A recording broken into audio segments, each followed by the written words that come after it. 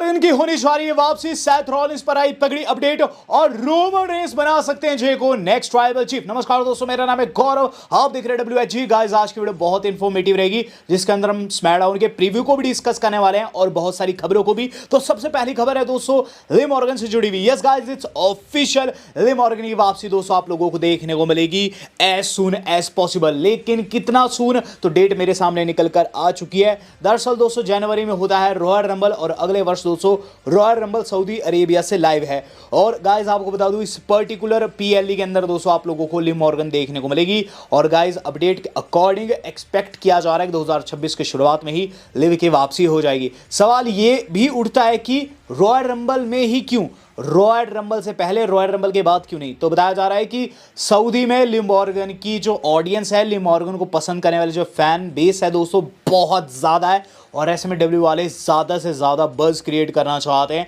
We know the fact कि अब धीरे धीरे दोस्तों जो रॉक्सन परेज है वो भी डॉम के करीब आती जा रही है। तो अपने आप में दोस्तों ये ऐसा सूचक है जो कि हम स्क्रीन पर देख भी सकते हैं लिव की वापसी का।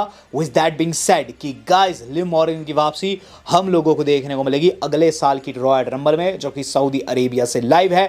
बात कर ली जाए दोस्तों इससे अगली न्यूज़ की, तो गाइस इससे अगली न्यूज़ आज के हमारी जुड़ी हुई है और जुड़ी हुई है दोस्तों चैड गेबल से। तो चैड गेबल पर दोस्तों कर्ट एंगल का मानना यह है कि वो मेन इवेंट प्लेयर हो सकता है। तो जितना मुझे पता है लिव के जैसे चैड को भी इंजरी आ रखी है और गाइस इसीलिए वो हम लोगों को ऑन टेलीविजन देखने को नहीं मिल रहे हैं। लेकिन गाइस आपको बता दूं कि कर्ट एंगल जो कि दोस्तों मशहूर है अपने फाइटिंग स्किल्स के लिए और ख़ासकर दोस्तों ओलंपिक में मिले गोल्डन तमगे के लिए, तो गाइस उन्होंने ये चीज़ कही है कि चैड गेबल बिल्कुल उनके जैसा है और वो भी मेन इवेंट प्लेयर बन सकता है। तो जब जब मैं चैड को देखता हूँ तो मुझे भी कर्ट एंगल की याद आती है और कर्ट एंगल की बातों में दम है। इस पर दोस्तों सबके ओपिनियन डिफरेंट हो सकते थे, लेकिन मेरा मानना तो ये है कि चैड गेबल को दोस्तों मेन इवेंट में मौका ज़रूर मिलना चाहिए।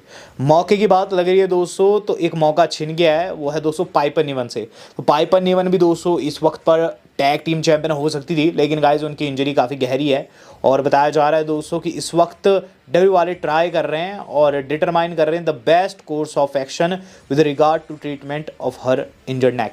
यानी कि पाइपर निवन की इंजर्ड नेक से उभरने के लिए W वाले जो है प्रयासरत है। और इसका मतलब है दोस्तों कि W वाले मेडिकली उन्हें बहुत सारी फैसिलिटीज़ भी प्रोवाइड कर रहे हैं।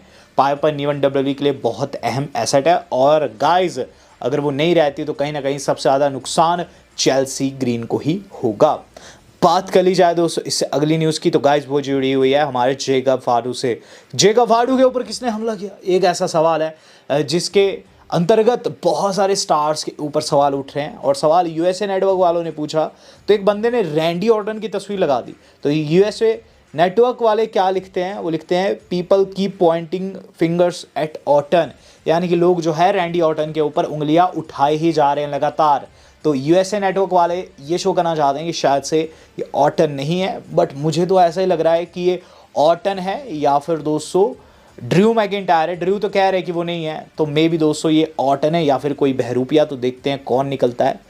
बात कर ली जाए दोस्तों इस अगली न्यूज़ की, जो कि हमारे जुड़े हैं दोस्तों बिल गोल्डबर्ग से। गोल्डबर्ग दोस्तों काफ़ी कॉन्ट्रोवर्शियल फिगर है और जब वो कॉन्ट्रोवर्सी में नहीं होते तो खुद को कॉन्ट्रोवर्सी में डाल देते हैं। हाल फिलहाल में गोल्डबर्ग ने ये चीज़ कही कि जब वो WWE से बाहर थे तो विंस मैकमैन की एरा में some girl try to surprise his winning streak on purpose, यानी कि एक युवती ने उनकी स्ट्रीक तोड़ने की कोशिश की।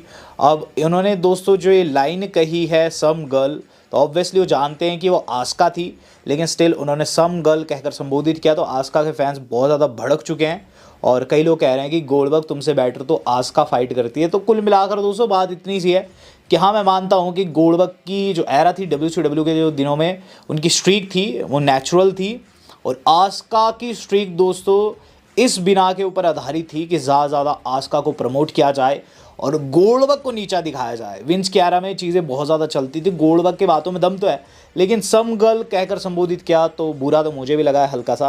आस्का दोस्तों अपने आप में काफ़ी बड़ी स्टार है। गोल्डबर्ग दोस्तों यहाँ बहुत कुछ कह गए हैं, तो देखते हैं क्या रिएक्शन आता है इस पर बाकी के स्टार्स का। गाइस इससे अगली न्यूज़ जो आज के मैच जुड़े दोस्तों the big bad Bron Breakker से। तो happy birthday to Bron Breakker. अभी भी दोस्तों ब्रॉन ब्रेकर जो है बहुत ज़्यादा यंग है और 28 साल के हैं। लगभग लगभग मेरी उम्र के हैं और मेरे से साइज़ में दुगने हैं।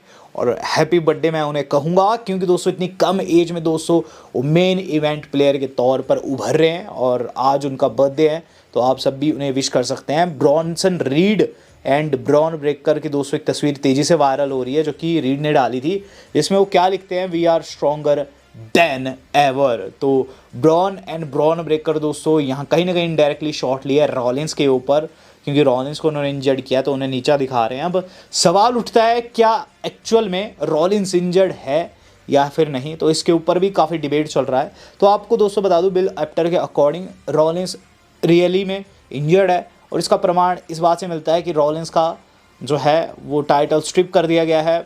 और साथ ही साथ रॉलिंस अगर अवेलेबल होते अभी, तो एक प्लान डब्ल्यू वालों का ये भी था कि जब इनका विजन टूटेगा तो वहाँ एक ट्रिपल थ्रेट होगा Seth, Bron Breakker and read के बीच में, जिसे पता चल सके कौन बेस्ट है। तो गाइज वो प्लान भी ड्रॉप कर दिया गया है। तो सेथ रॉलिंस की इंजरी रियल है, ऐसा कहना है बिल एप्टर का। बात कर ली जाए दोस्तों इससे अगली न्यूज़ की, तो गाइज इससे अगली न्यूज़ जो आज की हमारी जुड़ी हुई है वो जुड़ी है दोस्तों डोमिनिक मिस्टीरियो दोस्तों अब ड्रू मैकिंटायर से भी क्रेजी पोस्ट डालना शुरू कर चुके हैं ट्विटर के ऊपर, जहाँ उन्होंने देर शाम एक पोस्ट डाली जिसके अंदर वो लिखते हैं, who deserve to face the John Cena one last time. जिस पर दोस्तों पिक्चर में आप देख सकते हैं कि जॉन सीना के सामने बहुत सारे ऑप्शंस है, कर्ट एंगल है, रोमन रेंस है, क्रिस जेरिको है, एज है और ऑब्वियसली डोमिनिक मिस्टीरियो है सामने। तो डॉम ने डाला है तो उन्हें लगा फैंस उनका नाम लेंगे, लेकिन सबसे ज़्यादा दोस्तों एज के ऊपर लोग कह रहे हैं। बट डोमिनिक मिस्टीरियो की मस्ती तो देखिए, क्या लिखते हैं, thank god no one said yet. तो गाइस डॉम ने भी जे उसो की यहाँ आप कह सकते हैं पुंगी बजा दी है और उन्होंने उनकी भी दोस्तों टांग खींची है इस पोस्ट के द्वारा कि अच्छा हुआ किसी ने जे उसो का नाम नहीं लिया। वेल जब मैं बात कर रहा हूँ एज की, तो गाइस क्या एज वर्सेस जॉन सीना बनेगा, एक ऐसा सवाल है जो कि दोस्तों आपके मन में भी आ रहा होगा, मेरे मन में भी आया था, तो जवाब आ चुका है। यहाँ दोस्तों डब्ल्यूडब्ल्यूई का कोई भी इंटरेस्ट नहीं है इस पर्टिकुलर मैच को बनाने में। WWE has no interest in bringing Adam Copeland back for Cena's last match. तो यहाँ दोस्तों एक सवाल ये इसलिए था मन में मेरे, क्योंकि एज है तो AEW के साथ में, जहाँ उनका नाम कोप है, ओबियसली रियल नेम है उनका, बट डब्ल्यूडब्ल्यूई चाहे तो एक नाइट के लिए AEW से बात कर सकती थी, एक नाइट के लिए ज़्यादा दाम चुकाकर एज को डब्ल्यूडब्ल्यूई में ला सकती थी। बट ऐसा कुछ करने का प्लान डब्ल्यूडब्ल्यूई का है ही नहीं।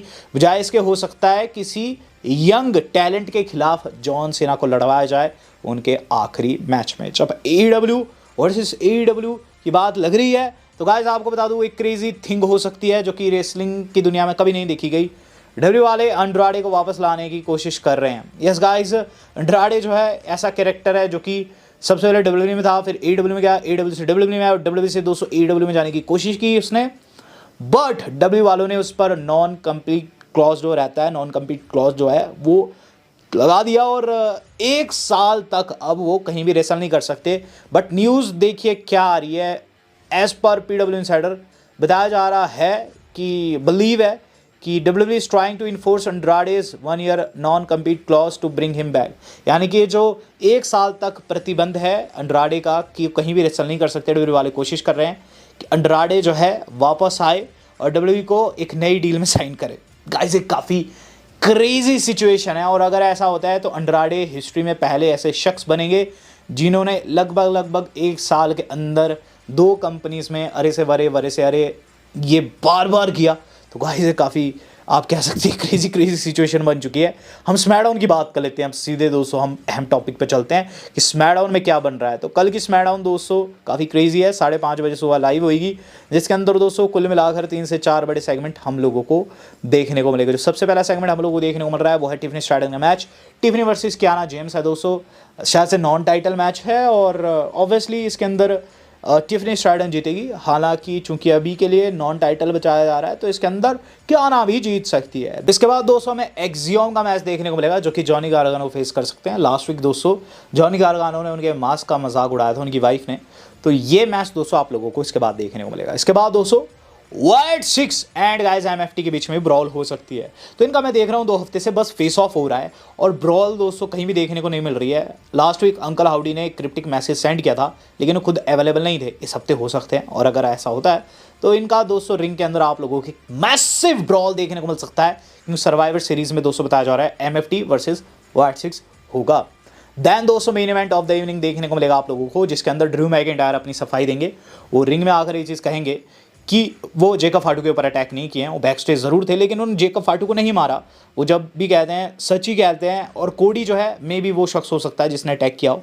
इस दौरान कोडी आकर दोस्तों ने कन्फ्रंट कर सकते हैं, चूँकि दोस्तों कोडी वर्सेस ड्रू मैकिंटायर भी कन्फर्म हो चुका है मेन इवेंट के लिए, जो कि 1 नवंबर को है। तो इनके बीच में दोस्तों कुछ गहमा गहमी आप लोगों को कल देखने को मिलेगी।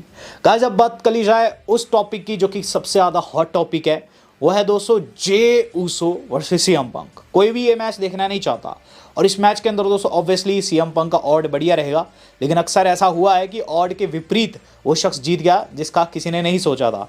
अब जे ऊसो दोस्तों यहाँ नंबर 1 कंटेंडर बने तो कुछ ना कुछ ट्रिपल एच ने कुक किया होगा और एक चांस ये भी बनता है कि वहाँ Jey Uso world heavyweight champion बन जाए दूसरी बार और उसके बाद दोस्तों स्टोरी लाइन आगे कंटिन्यू। बट इसका क्या रिजल्ट आ सकता है अगर जे ऊसो जीत जाते हैं तो एक्चुअल में क्या बड़ा फर्क डल सकता है। तो यहाँ टीजा रेसलिंग के अकॉर्डिंग यहाँ उन्होंने डिस्कस किया है कि दे इज ए बिग प्रोबेबिलिटी कि आप लोगों को नया रोमन रेंस जे ऊसो बनता हुआ नजर आए।